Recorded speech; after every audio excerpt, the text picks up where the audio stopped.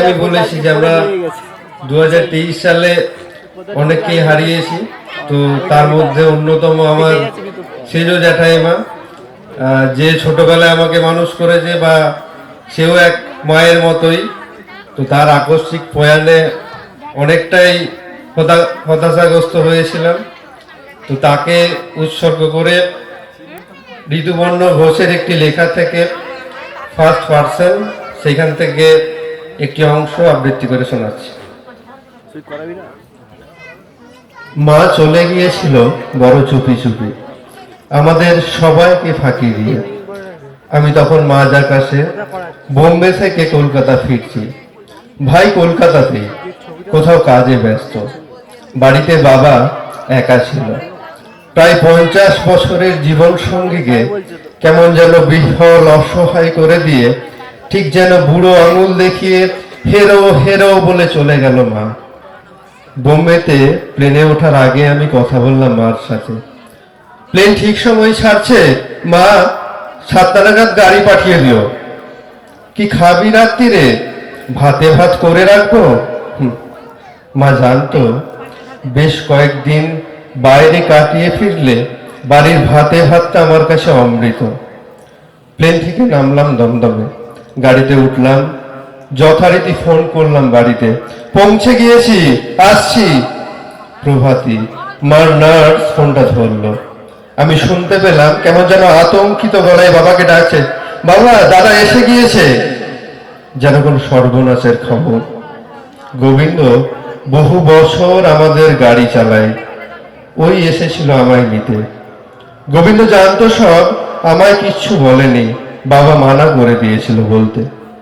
গাড়িতে কেমন যেন থমথমে ভাব, খচখচ করছে মনটা, কেমন যেন কু ডাকছে বারে বারে।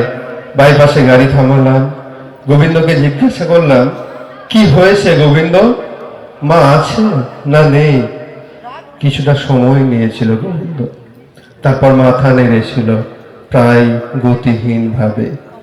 ঠিক এইভাবেই যেন বৈতরণীর সামনে দাঁড়িয়ে জীবনের সব আকুতিকে নস্যাৎ করে দিয়ে চিরকাল মাথা নাড়েন মহাকাল।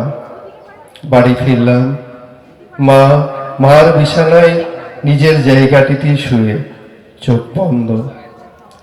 আমি মার দুগালে ফামি দিলাম, বাইরে থেকে ফিরলেই যেমন দেই, তারপর গালটা বাড়িয়ে দিলাম। 42 বছরের অভ্যেস।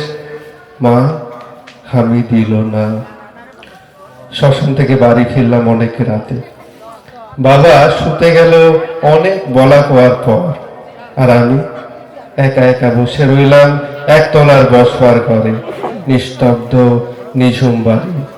এতদিন ধরে নিজের বিছানার কোনটুকু ছিল যে মানুষটার গণ্ডি, বাড়ির বাকি ঘরগুলোতে যার পায়ের চিহ্ন পড়েনি প্রায় গত 2 বছর, সে যেন কেমন করে চুপ করে নিজের বাড়ি থেকে বেরিয়ে গিয়ে খা খা করে দিল আসবাবে ঠাসা গোটা দোতলার বাড়িটা।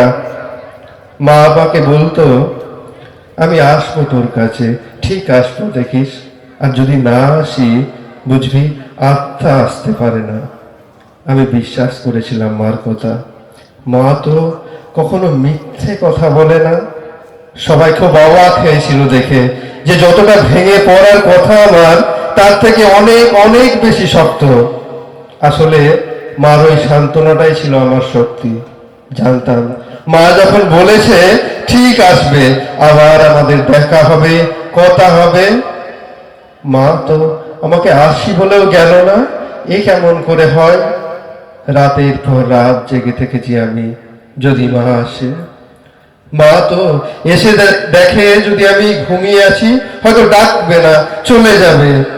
দেবীপক্ষের চাঁদ যখন থালার মতো গোল হয়, সেই রাতে নাকি লক্ষ্মী ঠাকুর আসেন গৃহস্থের ঘরে, ডেকে বলেন কে জাগরে।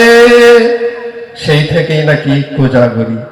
যে গৃহস্থ সারা রাত জেগে প্রতীক্ষা করে নিষ্ঠায় ধৈর্যে, সেই নাকি পায় সে অলৌকিক মঙ্গল স্পর্শ। অনেক পূর্ণিমা পার হয়ে গিয়েছে, নিঃছন্দ নিশ্চিন্ত অন্ধকারের মতো। জ্যোৎস্না রাতে বনপ্রান্তে সবাই যখন উৎসবমগ্ন, আমি তো সত্যিই জেগে আছি ঠায় কোনো এক অনন্ত প্রতীক্ষায়। ধন্যবাদ।